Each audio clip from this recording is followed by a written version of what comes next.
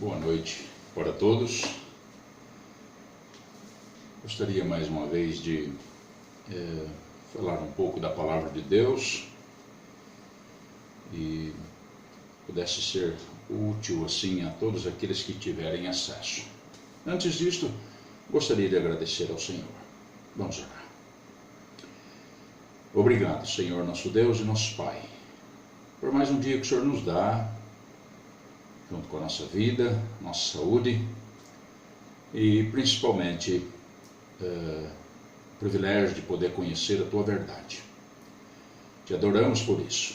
Gostaria de pedir ao Senhor que, por esta mensagem que nós vamos assim trazer, que o Senhor pudesse, de maneira muito clara, ensinar a todos, sua igreja e também aos nossos amigos que por acaso terão acesso a ela. Que as explicações pudessem ser claras para todos, é o que nós te rogamos, em nome de Jesus, amém. Irmãos, o título da nossa mensagem nesta noite é o Cristo de Deus. Convido-vos ao Evangelho de Lucas, capítulo 9, nós vamos do versículo 18 até o versículo 22. Mas nós vamos passo a passo. Diz assim o versículo 18. Evangelho de Lucas, capítulo 9, verso 18. E aconteceu que, estando ele só, orando, estavam com ele os discípulos, e perguntou-lhes, dizendo: Quem diz a multidão que eu sou? Quando a gente encontra o Evangelho de Lucas, capítulo 8, verso 25,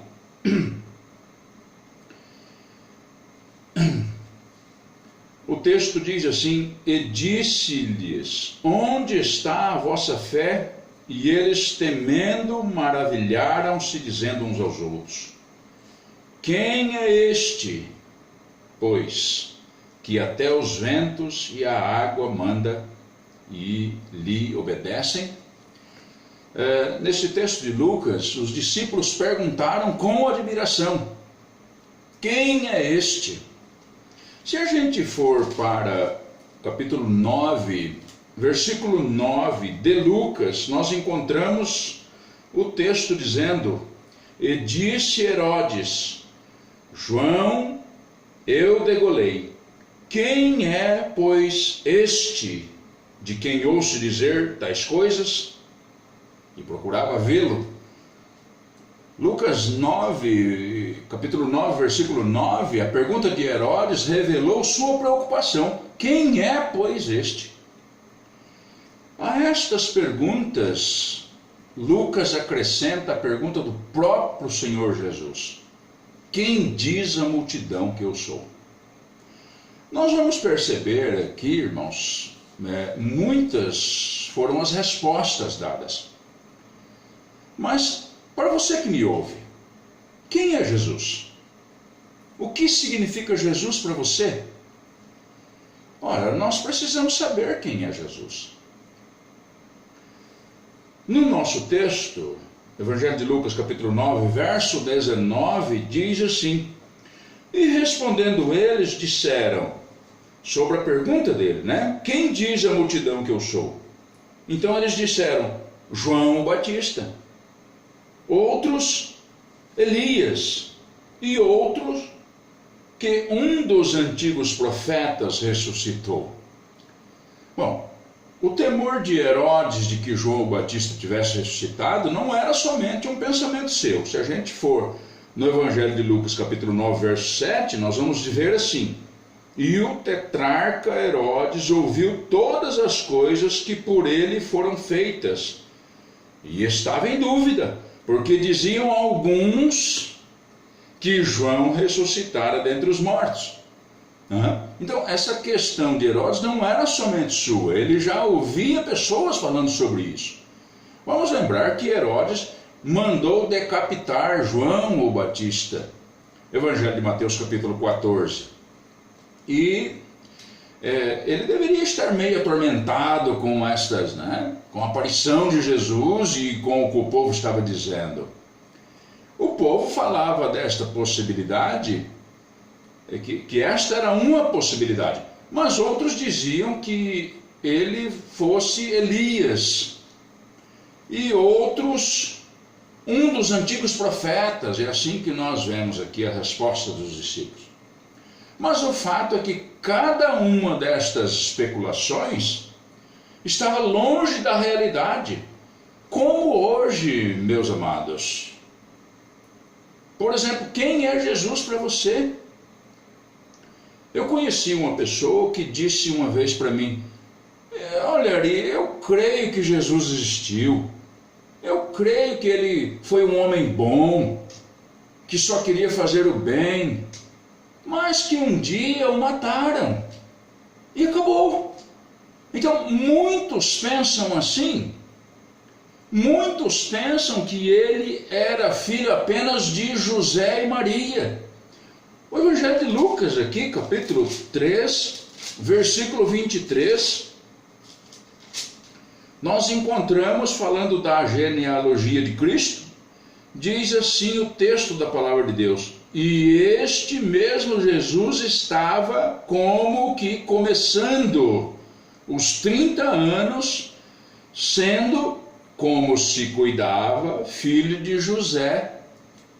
Percebe? Então muitos pensam assim, que Jesus é apenas um mero mortal. Versículo 20 do nosso texto.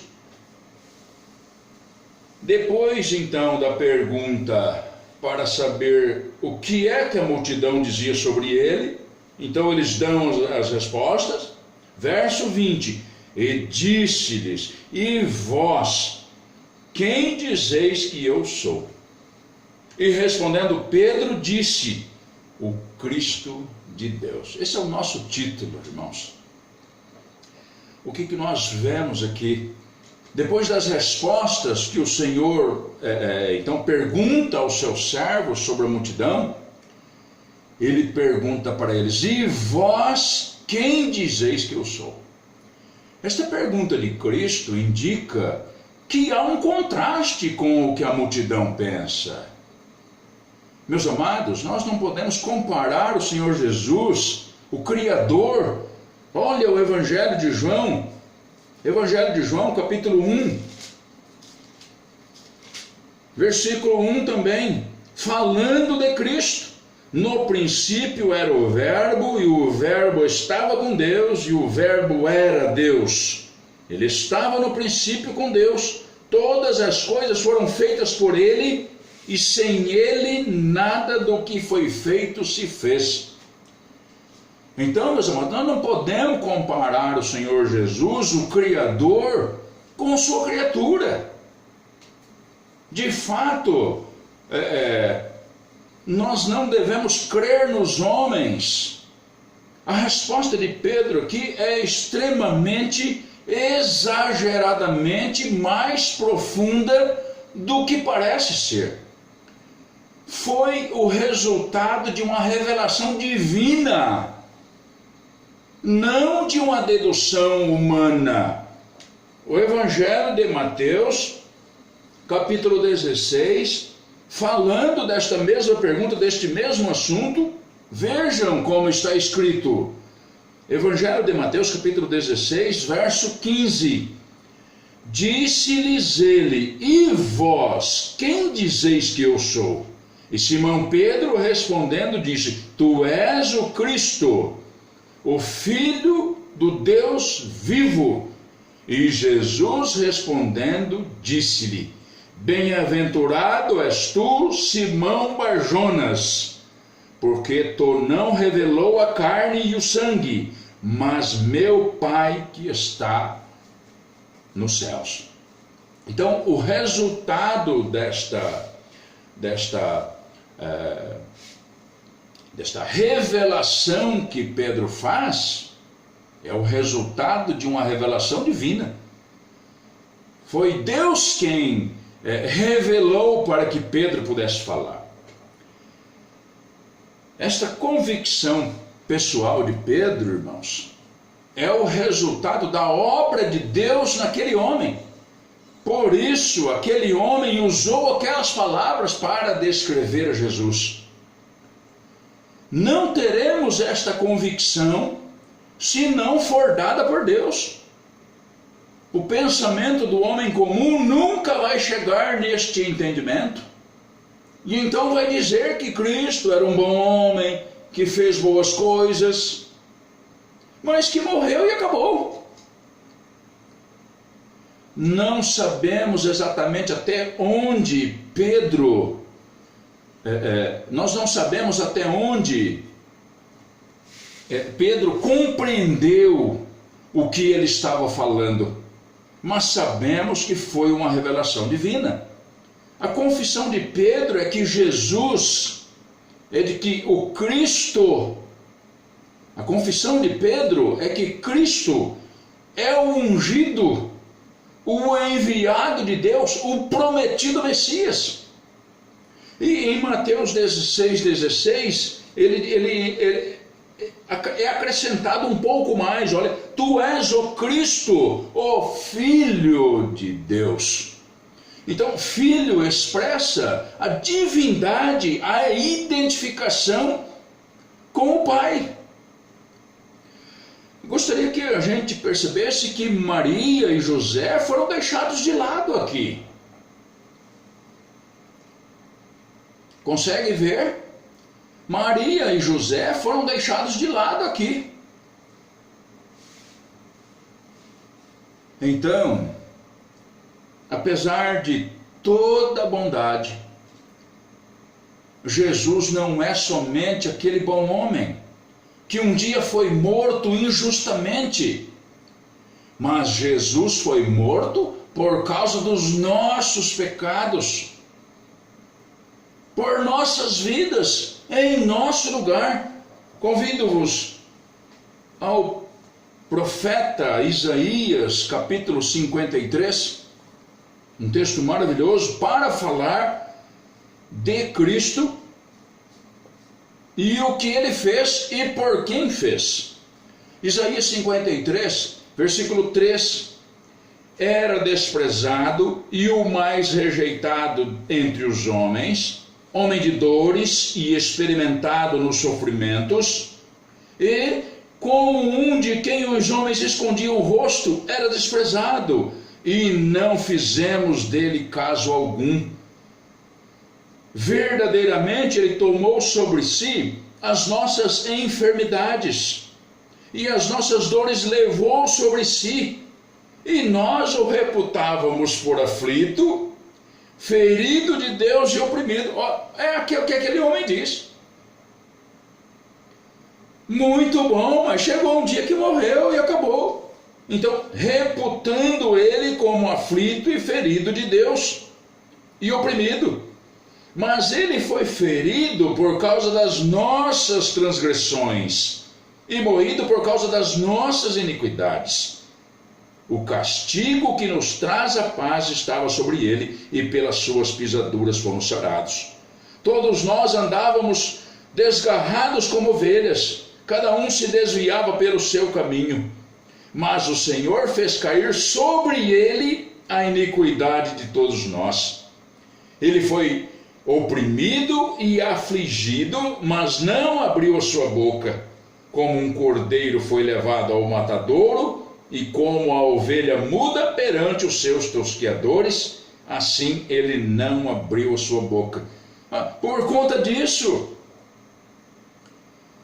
aconteceu tudo que aconteceu por conta de... Era o propósito do Pai, o amor do Pai por mim e por você. Versículo 10 e 11 do livro de Isaías, do profeta Isaías, capítulo 53, verso 10. Todavia ao Senhor agradou moê-lo, fazendo enfermar. Percebe? Era propósito de Deus. Quando a sua alma se puser por expiação do pecado, verá a sua posteridade prolongará os seus dias e o bom prazer do Senhor prosperará na sua mão. Ele verá o fruto do trabalho da sua alma e ficará satisfeito. Com o seu conhecimento, o meu servo, o justo, justificará a muitos, porque as iniquidades deles levará sobre si. Então, há uma satisfação do Senhor Deus, e há uma satisfação do Cristo, do seu Cristo, quando pessoas o reconhecem não somente como um homem bom, mas como o Cristo de Deus. Há prazer, ele fica satisfeito quando vê alguém crendo que ele é o Filho de Deus, o Cristo de Deus. Voltando para o nosso texto, no Evangelho de Lucas, capítulo 9, versículo 21 e 22. E depois da resposta de Pedro, diz então o texto da palavra de Deus: e admoestando-os, mandou que a ninguém referissem isso, dizendo: é necessário que o Filho do Homem padeça muitas coisas e seja rejeitado dos anciãos e pelos principais sacerdotes e dos escribas, e seja morto e ressuscite ao terceiro dia.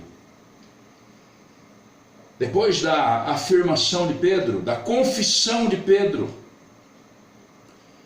imediatamente o Senhor Jesus lhes anuncia o verdadeiro propósito da sua vinda.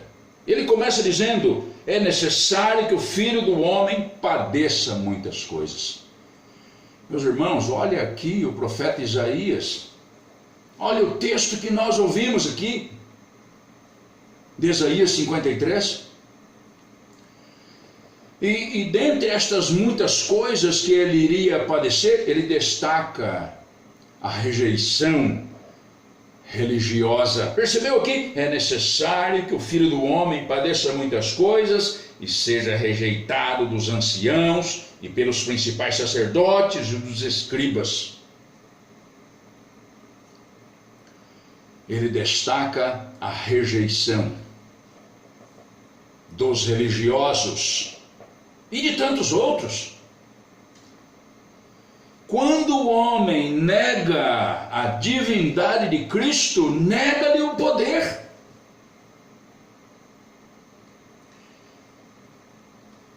Carta aos Filipenses, capítulo 2.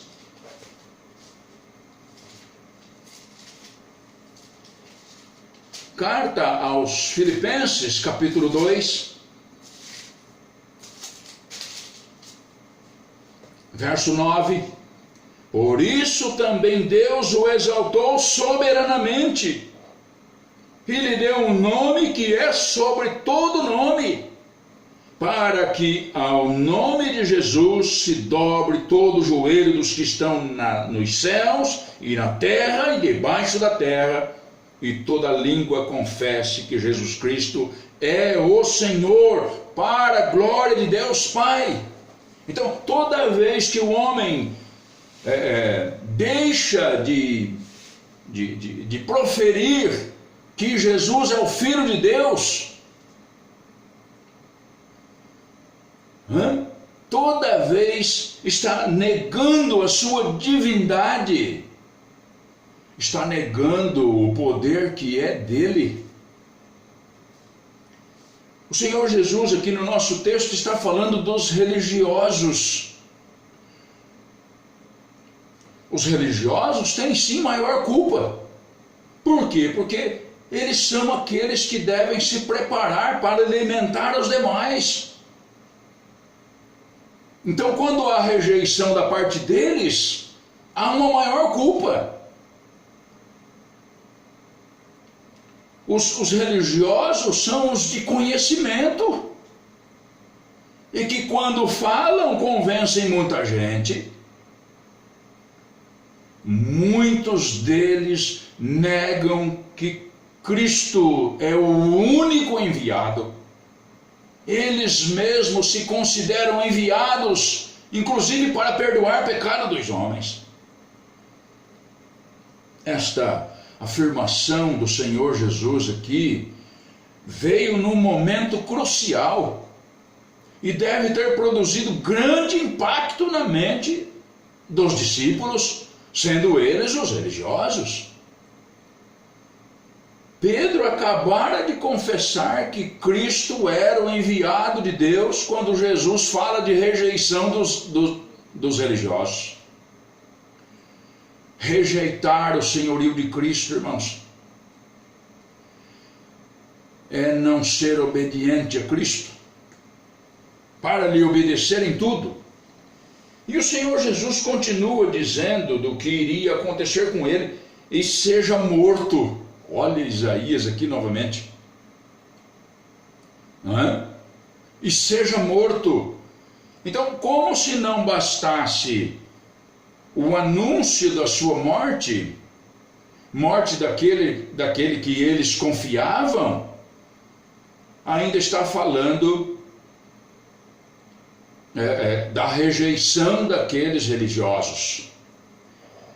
Ora, é muito fácil nós digerirmos estas palavras hoje, mas imagine o efeito no coração daquele pequeno grupo. O sofrimento e morte do Senhor Jesus Cristo, irmãos, são a própria essência do Evangelho, mas não é todo o Evangelho. Pois sem a ressurreição não haveria vitória sobre o pecado, sobre a morte e sobre Satanás. Seria como as palavras daquele homem que eu citei: morreu, acabou.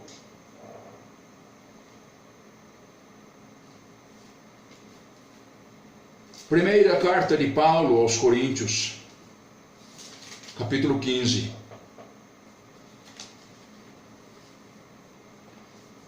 Verso 3 e 4.